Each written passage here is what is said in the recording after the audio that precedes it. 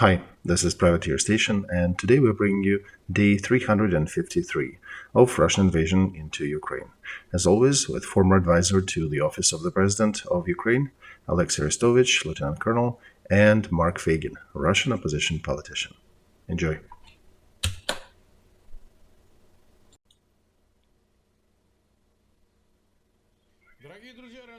Dear friends, glad to see you all on Feygin Live.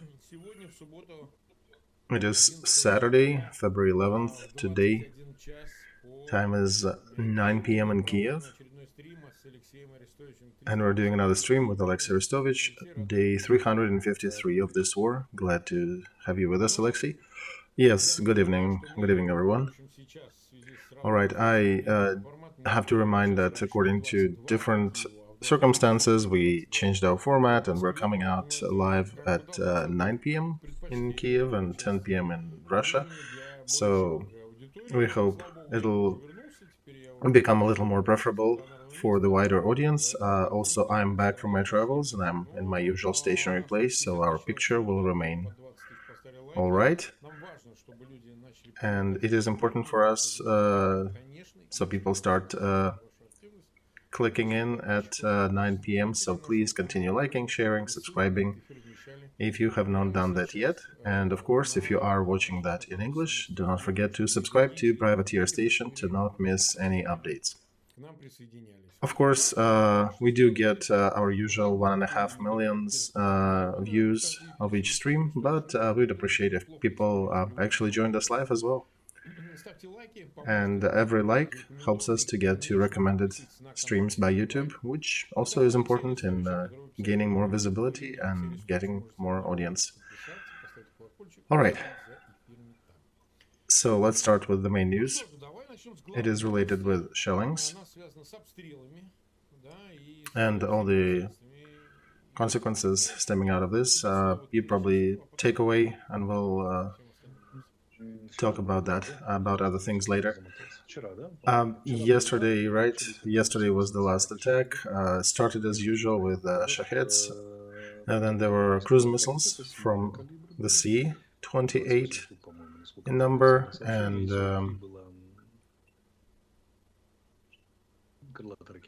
and then more cruise missiles,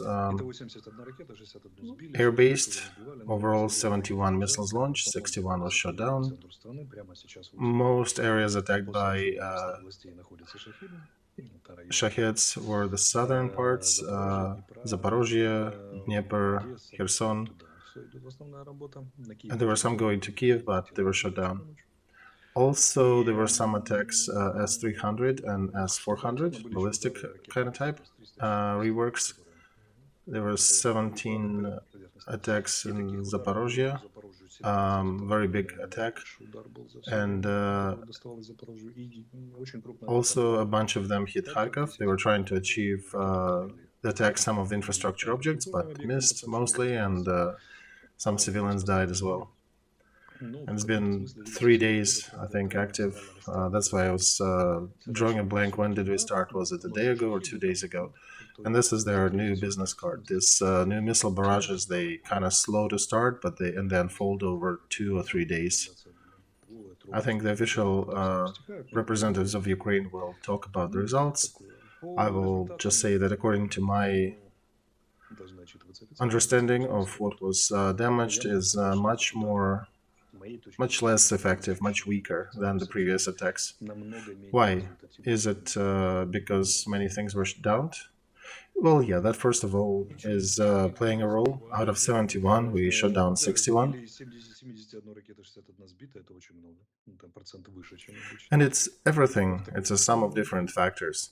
It's the system of warning and special measures that we do take, from military to engineering, and also the work of restoration teams. So different factors to compensate for possible damage, especially the usual targets. They're targeting energy systems. All right. Olexiy, can we consider these attacks with such a new format? Is it some sort of terrorizing before that proverbial offensive? Well, Mark, it's not really becoming more intense. They're just spreading it out. They're taking the usual number and spreading it out in days. And no, I don't think it's increasing their terrorist activities. It's the usual terrorism they do. And it just spread over several days. They're looking for new ways, new solutions to try to counter our defenses. And they're attacking the usual electric grid. They're trying to influence our capability to move cargo on our railroads because most of our rail is electric. But they're missing because even what they say is S300, which is high precision as they call it, it's 150 meters, 150 yards roughly diameter. So it's not too high precision. It's about 2 blocks of a city if you look at that this way. So the chance of hitting the exact target is pretty bad. And even if this is the best, the other ones are even worse. They're at a radius of 600 yards, and that's the common story. Then they're aiming at one thing, they're missing, they destroying civilian infrastructure, they're killing civilians and even attacking the infrastructure objects, for example, a power station, you need to hit a very specific area of that to be effective, to effectively disable it. So this is not a trivial task. And with the current solutions, it's almost an unreachable task for them. And we do have our systems. We resolved a lot of things. We found solutions to their attacks, and you can compare how effective Shaheds were at the beginning when they started flying those Iranian UAVs over our territory. The first wave was pretty damaging, but right now almost 100% of them go down without reaching their target. So it's an eternal struggle of shield and spear.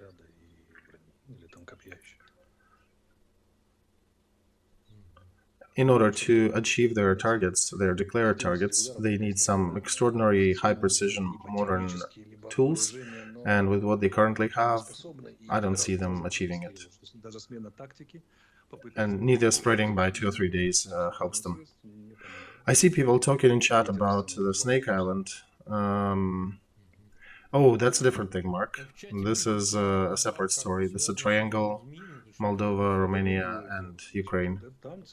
President Zelensky said that several days ago he gave information to Moldova President Sandu about the intentions of Russian special services to disrupt the situation in Moldova.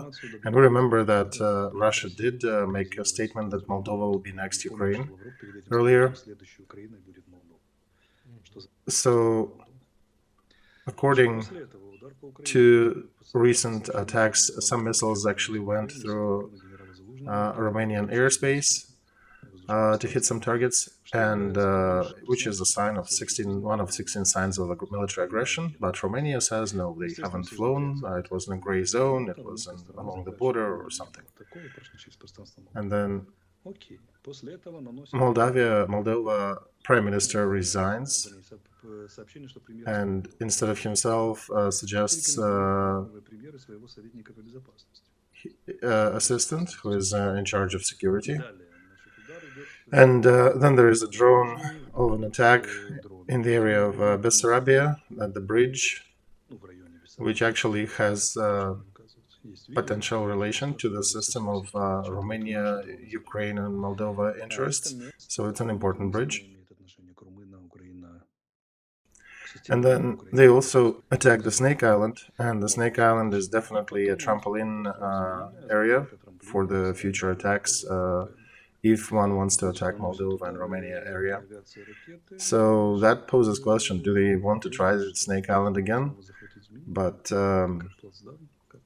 this is an odd one.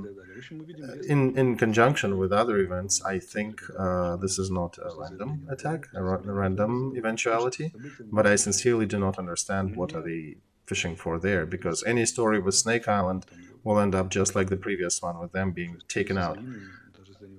But they're still playing the same chess move. e2, e4 every time. And they're not inventing new tools or new routes. Let's imagine the very unlikely scenario that somehow they manage to destabilize Moldova. The only thing that it could have given them is another negotiation platform, another asset for negotiating, maybe creating another hotspot on the border with NATO, and maybe play on two chessboards in Ukraine and in Moldova. From the military standpoint, destabilize Moldova and maybe Russian paratroopers coming to aid some of their possible rebels or pro-Russian opposition in Moldova. How do they expect to be allowed to pass by anti-ship, anti-air systems that we have on the shore? So I think everything is unfolding according to the usual scheme. There is a genius in quotes political decision. Military are looking at that decision, understanding it's idiotic, but they still have to go through with that, and they're starting the execution. And I do not see any perspective related to that maneuver, but if people want to try and die again, we cannot prevent them. But it's interesting that the old topic appears once again in the media sphere as an attempt to create additional pressure, another crisis in a different place. All right, we have 153,000 watching us live. Over 50,000 of you clicked the like button. Thank you for joining us as we stream. Again, we're doing it 1 hour. 1 hour earlier this week. And yeah, please get used to that new time. We are doing it at 10 Moscow, 9 p.m. Kiev. And that's our new schedule. Plus, given that the news are really starting to gallop right now, we are maneuvering in times per week and in stream times. So make sure you let other viewers and your friends who are watching us know that as well. All right, let's go take a look at the map. Very different notes coming from different sources. I understand Kremlin is trying to report some success, but as always, they're probably lying or trying to jump in front of the events and announce things prematurely.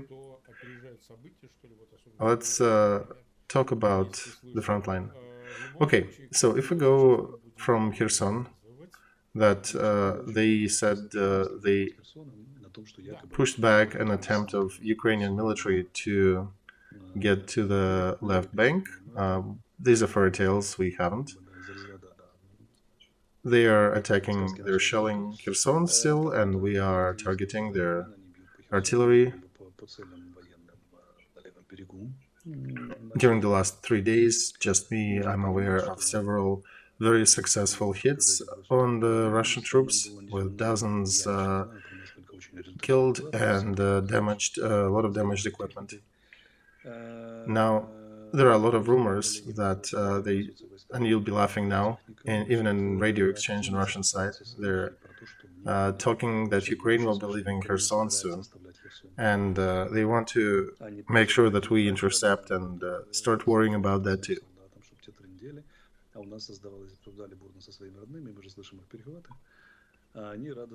You and me talked about that before. There is a mix of psyops and a mix of maneuvers.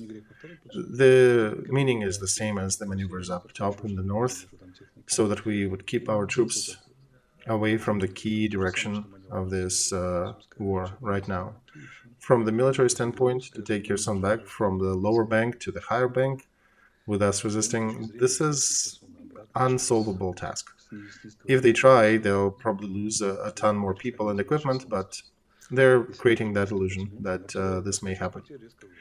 We're going west to east, and we're getting to Melitopol. There was a notion that the airport was hit Berdyansk airport was hit. And we can refer to their forums. Sorry, not Melitopol, Berdyansk. This one is close to the ocean. And several dozens of specialists were killed in that attack. A lot of warehouses damaged near Berdyansk airfield. Vugledar is another part. You see that red arrow in the south, the lonely red arrow on the southern front. And there have been a ton of video confirmations that the attempt of 155th Brigade from the Pacific to attack Vugledar ended up in utter defeat. And in the picture, there were 27 units of destroyed armor, tanks, armored vehicles, a lot of killed soldiers, and Russian forums are screaming, calling it defeat and destruction. But we need to understand that Russian army at their current stage overall is not different from what they recently demonstrated in Vugledar. Everywhere else they're about the same. So if our troops are encamped right, fortified maybe, and have some experience and can hold their own and know how to fight, this is what every Russian attack will probably end up being. And it's about the experience and about a steady, firm hand of our commanders and soldiers. No changes generally on the east. There is a small attempt they had to cut the road to Bakhmut. They went to counteroffensive, and then we pushed them back. They're saying now that this road is partially under fire control from their side, but today there was a communication of Zaluzhny with Mili that was published, and Zaluzhny at this conversation said that Ukraine continues to de-block the roads getting to Bakhmut, and Ukrainian leadership reaffirmed that we're not giving up that town. And we understand that one of the first goals is to hold Bakhmut, first of all as a trap that allows us to grind their offensive resources. And people whom I talk to in Bakhmut who are holding the front, they're carefully, cautiously optimistic. Situation is difficult. They face about 50 attacks every day, but they're still sure that they're capable of holding and everything will be all right. So we were sharing in that confidence. Now there is some activity to the north of Svatova and Kremenaya. You can see those two arrows in the middle of the map, a little higher than middle. So they are trying, and our troops are holding our own and pushing them back after their attempts to creep up. And despite some rumors and some posts by certain Russian bloggers that they are taking some small farms, they're not. They're trying.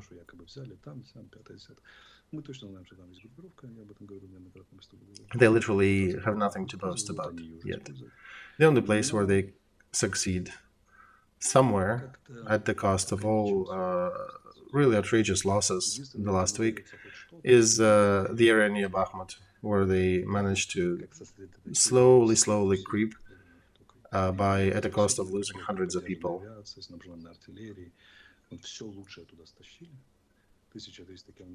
They attacked us. So there were 7 missile strikes, 20 airstrikes. There is more activity on Liman and Bakhmut directions, where their offensive campaign is unfolding slowly and sadly.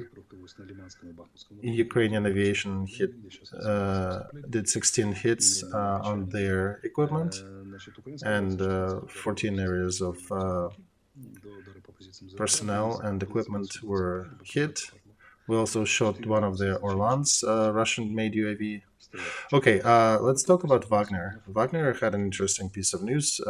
They announced that they stopped using inmates, that they do not have access to that resource anymore. And they're not gathering contract people in prisons. Now we have question, where are they going to take stormtroopers, storm infantry? Well, they might have some volunteers, maybe, a small number, but you cannot treat them as inmates, you cannot execute them. And army took over that resource. So army is actually maintaining an opportunity to hire inmates if they want to, but they've taken away that stream from Wagner. And it appears that it can be the end of Wagner, and the wind is changing. And now it's military who are in command, and private mercenary corps Wagner have no really a chair at the table. And Prigozhin already said that if they will not need them, we'll go back. If they'll not need us, we'll go back to Africa, to our usual operations there. To which one of my good friends answered that, yeah, humanity started in Africa and Wagner went back to Africa. We have interesting data, which may be very interesting to our viewers. We have Icarus, a sociological center, who are doing research in Russia. And they're publishing fresh data that they gathered. What service is that? This is our civilian organization. Yeah, our public organization, self-funded, at their own risk. They do crowdfunding, and they have very strong sociologists and professionals who are at their own risk doing that research. So how are they doing it? Do they have people there, or do they do phone calls? Well, they do proper phone calls. You know, the usual methodology. They reach out to thousands of people and ask them these questions. I can send you a link. I read it online as well. So what they are saying. There are 13 pages of questions, 13 slides that they analyzed. And question number one, what was the 2022 for you? 45% said it's a bad year, 38% said it was a good year. Special military operation is the most memorable event of this year. Well, they work in Russia, so they have to use the terminology that is acceptable there. 72% said military campaign was the most notable event. 10% said mobilization was the most memorable. Next question was, do you have friends or acquaintances who partake in that operation? 69% said they do have acquaintances at the beginning of December. So it grew up by 10% from the previous poll. This is what they call de-virtualization of war. 70% of Russians have friends from their circle of acquaintances who are partaking in that war right now. Another question, do you need, in your opinion, new mobilization? Very interesting. 32% say no, we don't. 28% say probably not. And the next question, what if special military operation would end now without any conditions? 73% welcome. Just welcome without any comments, without achieving any goals, just concluding of all the military hostile activities. Next question. How many Russian citizens think that military operation achieved its goals?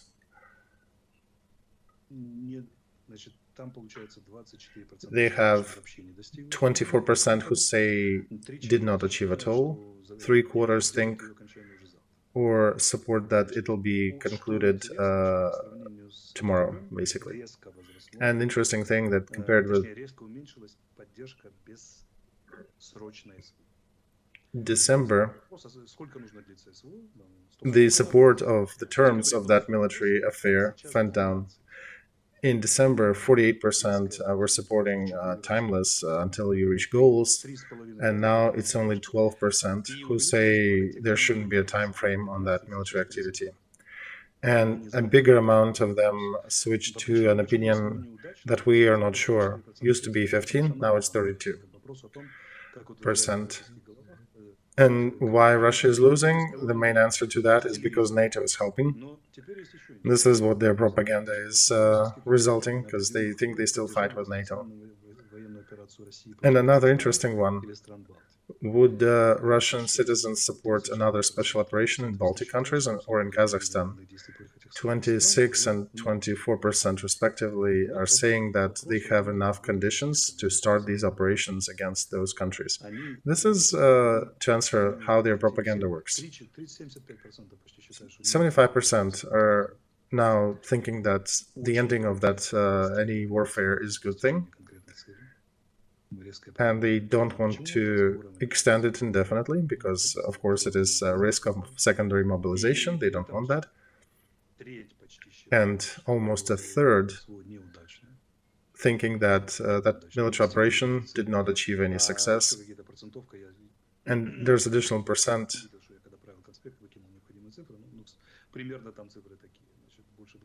Over 20% also think that special operation can be continued only to achieve some limited goals, like liberation of what they call liberation of Donetsk and Lugansk regions. I'm not even talking about Kherson and other territories, or denazification, de-Ukrainization.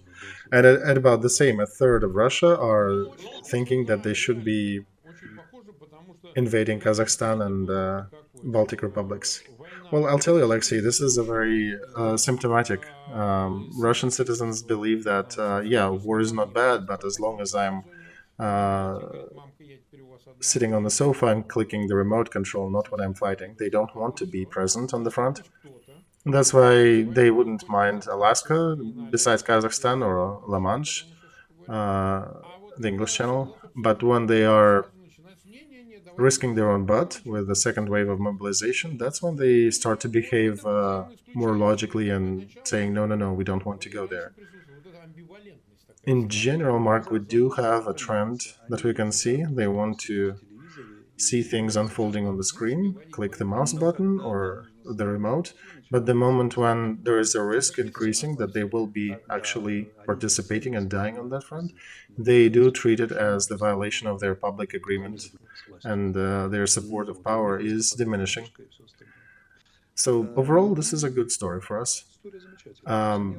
They would love their dear Russia to be fighting with the whole world, just not at their expense. I have bad news for them, because everything is happening and will be happening at their expense. Now about sanctions. The profits of Russian budget from export crumbled 4 times. They got 377 billion rubles, 31% weaker than a year ago. For the same month, import taxes went down by 7%, but export proceeds fell down by 4 times. So this is the story happening there with income streams to their budget. And this is the beginning. Remember when we were thinking, when will sanctions start working? And I was of an opinion that probably in February we'll see, a year later we'll see the first situation. And yeah, we are seeing it now in February. And I'm expecting that by June it'll get much, much worse. And I expect these news will be popping up on the radar more and more. And another interesting situation that happened in Russia, big Russian business refused to voluntarily donate 250 billion rubles to the budget. With that, Russian government came up with this initiative. Minister of Finance Anton Siluanov suggested that big Russian businesses should donate some money. But Russian Union of Industrialists and Entrepreneurs said that with the current profitability of Russian businesses, they are not ready to donate anything else. And we understand that, of course, they can bend them over and make them pay, but it's symptomatic that they basically refusing. They're basically softly saying, no, we're not going to volunteer the money to you. That means one thing: they don't trust their leadership, and they don't want to financially support their initiatives. This is a very concerning bell for the Russian leadership. And by the way, they're not really afraid to say that, right? Because if they were shaken down at the beginning of this operation, at the beginning of this war, they might have folded. But right now they're taking that position. We'll wait and see. Because what if Ukraine actually succeeds and occupies all these, actually liberates all these occupied territories? Where do we get the money back? Why do we even give the money? Yeah, and I think, Mark, another news that Putin is made responsible for MH17. They read this news rather straight because it's a risk now that Putin will likely end up in court and in prison, or will not even make it to prison. And I think he's trying to digest that bitter pill from Europe about Boeing. The only way they compensated for the fall of the profits is by Russian oil really ramping up the sales of gray oil from every port they can. But it's gray. It's a higher criminality. It's under the radar. The profits to the budget are dwindling from that. And I can only imagine Russian businessmen who are still working, they are looking at that and seeing that whatever you guys are doing now in Ukraine, we definitely will not be feeling better. And if we give him money, Putin will be eventually in prison and will be asked, what did you do during war? And, oh, you gave money for that war. You participated with your wallet in that war. And they start to weigh their pros and cons. And what is the main risk now? Is it the risk of Russian government attacking your business, or possible international repercussions of you partaking in that war? And I think what's happening is a scary situation for Putin's regime, that his business are actually more afraid of international repercussions than his own regime's actions. I think that's the beginning of an end for him.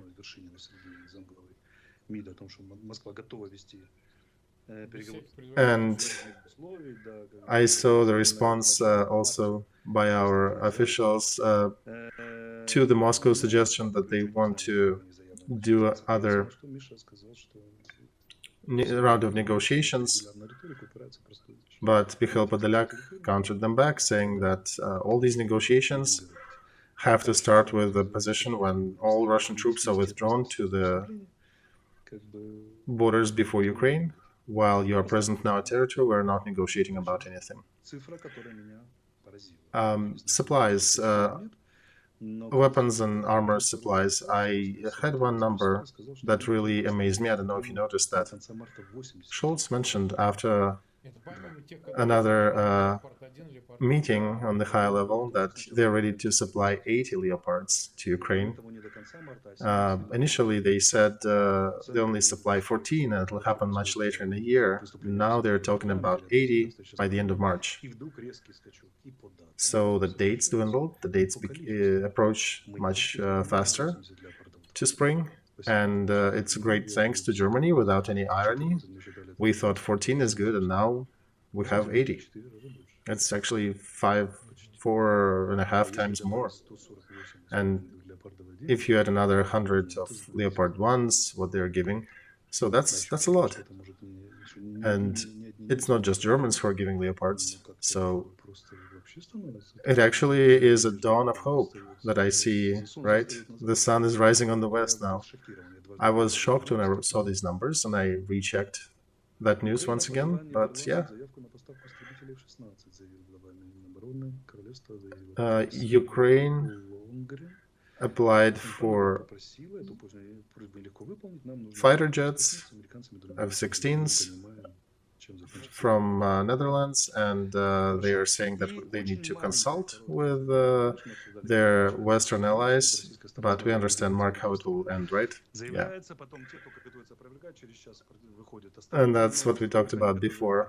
When there is a news, there is a yes or no news, then maybe a cautious news, and the moment the Russian propaganda starts to counter that, there is another statement in a different format. So it seems like this is the method they're using now against Russian propagandists. Blinken also came out and said that we are changing the assortment of what we are supplying to Ukraine. We understand that Ukraine needs to return their territories back, and we will be adjusting the nomenclature according to these needs. And I think the small note from the White House actually horrified a bunch of Kremlin experts, because there is no news.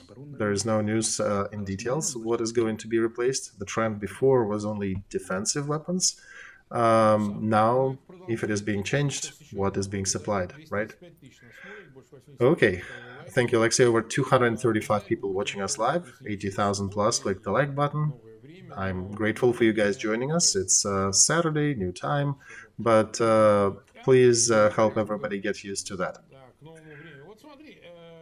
Okay, look, we do have a 1-year anniversary of the start of this war approaching, and there is a Biden visit expected to happen to Poland. I made a supposition. It's not 100%. I'm thinking maybe it's 1% chance, but he might visit Ukraine. Maybe not Kiev, but maybe Lvov. It's probably a security concern for him.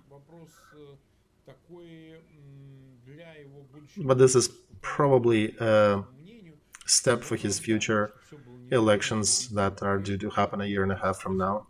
And this is a gesture to President Duda, and of course Zelensky will likely visit them as well. I'm not even concerned that he will not be able to come. I think they will meet, but I'm suspecting he might even symbolically visit Ukraine as part of it.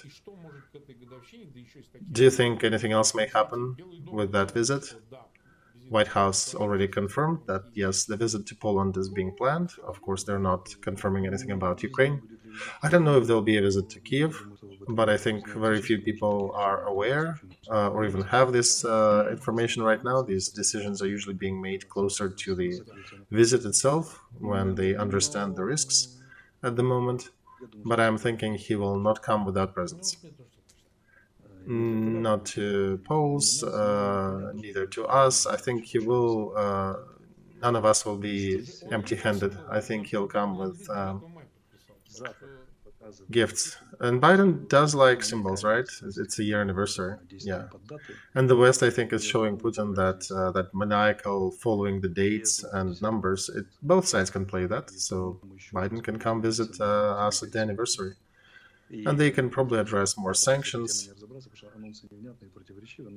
But I think the 10th package of sanctions will also be very strong if that is released at about the same time implemented.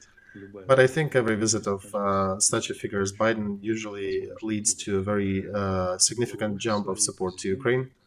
The head of the office and the president hinted several times that with far-reaching weapons, artillery means everything will be all right. Yermak, in one of his tweets, mentioned that this question is solved.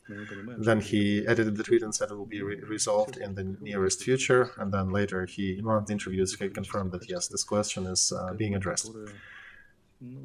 And there will be nomenclature that will be spoiling the picture for Moscow colleagues, seriously spoiling. Remember, before Olexiy, there was a situation when your Western allies were against supplying long-range missiles or artillery at the risk of trying to avoid the hits of Russian territory. Right, Mark, but we have a ton of targets here, legit targets in our own Ukraine territory that we can hit with that. We don't need to go deeper into Russia. And look, every war action has several echelons. So the first one is the front line. The second is probably motorized infantry and the ones prepared for either offensive or to plug in the holes in the front. Then the third echelon is logistics, which is about 90 kilometers away from the front. It's about 70 miles, and it's not, it's pretty far. The 60-kilometer mark is the usual one. You shouldn't be further than that from the front for effective offensive.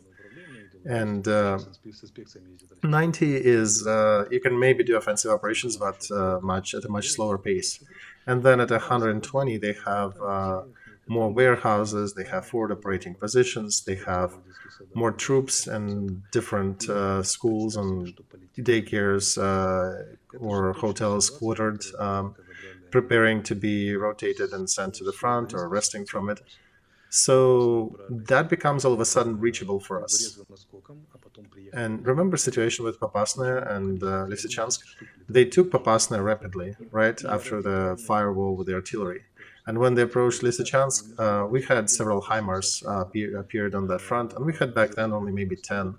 But just 10, or a fraction of that, changed the situation so much that they disrupted the logistics, and it took them months to reconstruct that front. So imagine that everything you see on the map, all that pink Russian occupied territory on the Ukraine, we can reach throughout. We can hit any Russian target in that area, any warehouse, any operating facility, any forward operating base, any barrack, that'll be destroyed. Imagine what will happen with the offensive. Now remember that tweet. I'll say three important things. This offensive from Russian side will go very differently from what they expected it to go. It will be much weaker, much flimsier, with much fewer successes. They will encounter a bunch of surprises. And we also will encounter a bunch of good surprises. Their surprises will be real bad for them. Ours will be good. And there will not be a situation when they will start pushing us and will be barely holding for 3 months and then maybe push back. This is not how it will happen this time. They have huge problems in Vuhledar with their attempts to attack. We destroyed Vuhledar, a whole brigade of Russian Marines with equipment, with armor, refitted with mobilized and trained personnel. This is a rare unit at these times in war. It was very well equipped and they all burned. So if that got destroyed so rapidly, don't be afraid. There'll not be two Koreas scenario. There'll be a proper military fucking them out of our territory. We'll kick them and they'll not come back. On the 41st minute of our stream, I still keep smiling. This is beautiful. Dmitry Medvedev called Zelensky bearded photo model in a stinky green t-shirt. The second thing he said, and we'll address him in a sec. Here, he said the apogee of the circus of uglies was the appearance of Zelensky at the British monarch's office. If somebody, some yellow paper journalist would be typing that, that would be one thing. But I think like remarks in his black obelisk mentioned that there were some curses, very vivid curses, and there was some weird example of a lady who was pulling nails with her butt. This one will not even be allowed to, Medvedev will not even be allowed to do that job. I think he's just a utility that is being very well used on both sides, in the rear and in the mouth, and he's just that spokes thing for Kremlin to dump some dirt on their foes. And he even pretends, I think he understands that, or he feels himself a somewhat funny guy, but I think he's finally achieving the stage when he's becoming a psychiatry patient. Because with these statements, I don't know. Tell me, Mark, is the title of President of Russian Federation, is it for life? Yeah, legally you can call him President of Russian Federation. You have to mention the time frame when he was the president from too, but yeah, you can call him that. So speaking of great Russian culture, this is your Russian president. Speaking of Russian culture, Olexiy, what culture are you talking about? This is Putin's regime. There's no culture.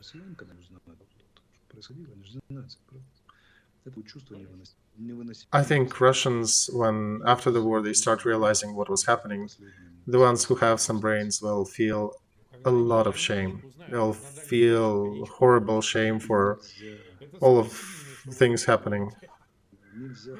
Oh, Alexei, they're shameless. When Medvedev and that Putin's horde are having banquets in their outside houses and their country houses and palaces, there's orgies there. You know, there's supposed to be some decorum, right? If you are a president, if you used to be a president, if you used to be an official position, you have to maintain some decorum. They utterly fail in that. And what I'm thinking, what one needs to understand about Putin's Russia, a lot of people are accusing them of being imperial politics conduits. They are not. I think they're not imperial as they are. They're realizing anti-imperial politics, because by definition, empire is a political organization or structure that agglomerates more than two cultural codes within itself, plural, different beliefs, different cultures, and allows for presence of different cultures under one political union.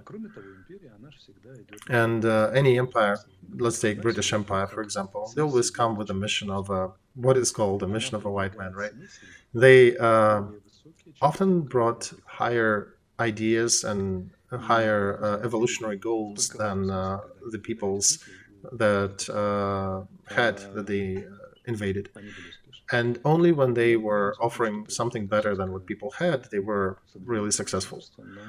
And let's see what Russia is offering these days. From the soldier on the front to their president or ex-president, they're offering barbarization. Barbarization is anti-empire logic, because empire is, at its logic, at its core, it's setting a higher cultural framework and high cultural mark. So it's wrong to call Putin's Russia an empire under Putin. This is anti-imperial structure. And the question is, where are they going with that? To create a national country, Russia, national Russia? They never had it. Then the question would be, how would Yakuts, Buryats, Mordvins, Caucasus people feel about that? How would they be part of a national country? They cannot, right? So even if you imagine that somehow this is resolved, what is the level of culture these people are representing? There's no culture. That's not even a government level that they are talking about. So the only thing they're doing is literally dismantling of everything. What freaking empire? What czar? What are we talking about? Well, yeah, Alexei, that's what I'm saying. They're not successful. Remember, Mark, when British Empire came to different countries, they actually bring civilization. That's the goal of the empire. They bring civilization with them at a cost, but they bring civilizational advantage. What are these guys bringing? They bring degradation. I can only imagine what smart and sensible Russians are feeling now. I think they're really feeling very bad. Even the ones who are imperial, just the ones who for empire and who are smart. I'm not even talking about the ones with conscience, like Lia Hidjakova, the actress who was expelled out of the theater where she worked throughout her life. She's known to every Russian speaker in the world. And there are a ton of them who was just thrown out of theater where she worked the whole life for her anti-war statement. And very few of her colleagues even expressed any support. So where are these cultural beacons? Oh yeah, there's a full degradation there, Alexei. It's even worse. In reality, it's much worse than what we're talking about. Okay, we've been 48 minutes live. At the end of our stream, I think we can bring up another topic. The head of Georgian government, Irakli Garibashvili, says that continuous attempts to drag Georgia into war are disturbing, that Ukraine keeps bringing Georgia in this current military affairs. And these attempts from Ukraine, I'm quoting him, that present a continuous barrage attempts to drag Georgia into this war, to open the second front. And he says that ex-president of Georgia, Mikhail Saakashvili, was sent to Georgia for that specific purpose, to start a second front against Russia. So from me personally, I want to say that this topic became really heated right now. Baltic countries and other European countries are already openly posting their demands to solve this problem. Estonia, Lithuania, ministers of foreign affairs, they're already talking about that on Landsbergis, on that public level and official level, and they demand Georgia to close this and sunset this problem. And Georgian party, that Dream, that is fighting against Mikhail Saakashvili, keeps barking back. And while they're doing that, even American, not even talking about European media, more and more the articles about the health of Saakashvili are appearing.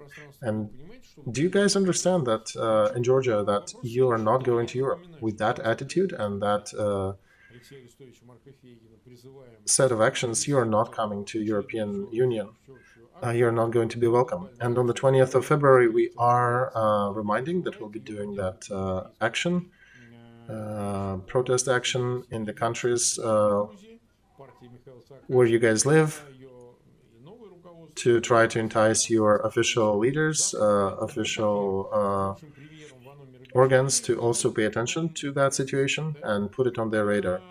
Tomorrow I'll have a stream with the current leader of Mikhail's party in Georgia. So if you'll have, I know you have your own stream on your schedule, but if you'll get 5 minutes, feel free to come join us, Olexiy. It'll be an interesting discussion and perspectives of current situation with Mikhail.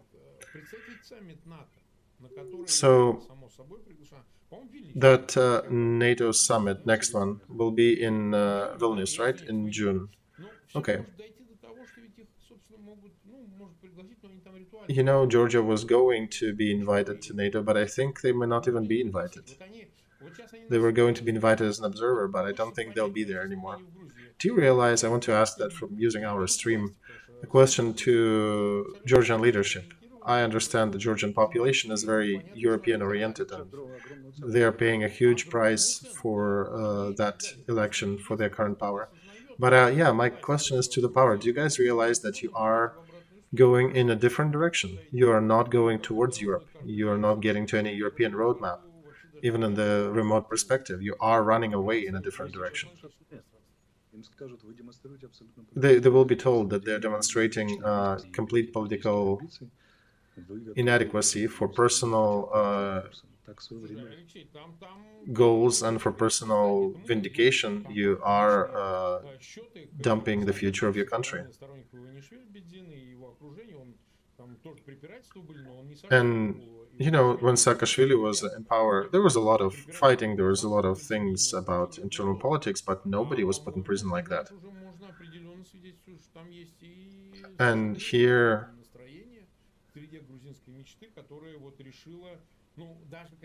we see that, you know, the price of, regardless of what qualms you have with Misha, with Saakashvili, it's scary how easy, how they do not understand that they're losing all the other goals they had just in order to achieve one of them, the easiest. So we are imploring them once again to the 20th of February to try to address this problem. There is a ton of different ways to. And Mrs. Rabishvili, when she's saying, I cannot pardon him because there are 2 more cases that are being investigated, well, you can pardon him once and we can deal with the other cases later, just like with decision to send him to medical treatment to a different country. That also can be done rather easily. There are procedural mechanisms that allow for the person to get medical treatment before being returned back to criminal proceedings. So don't bark back at us. You need to resolve that. It will not go away. You're better off resolving it sooner rather than later, in our opinion. And we do hope that Georgian leadership will find it within themselves to make the right decision, so that later they wouldn't be screaming, and why didn't you warn us that the repercussions will be so severe? I do want to warn them right now. Repercussions will be horrible. Georgia doesn't need that story, and Georgian leadership is walking in a complete opposite direction. Okay, 260,000 are with us, over 100,000 click the like button, a little fewer than usual. You'll catch up in the offline views later. But this is a matter of habit, right? Right, Mark? Let people adjust their schedules and they'll come join us. Olexiy, big thanks to you. We'll see you. When do you see you next time? Monday or Tuesday? It depends. It depends, Mark. I'll ping you. If we got news by Monday, we'll come out Monday. All right, great. Then thank you, everybody, and goodbye.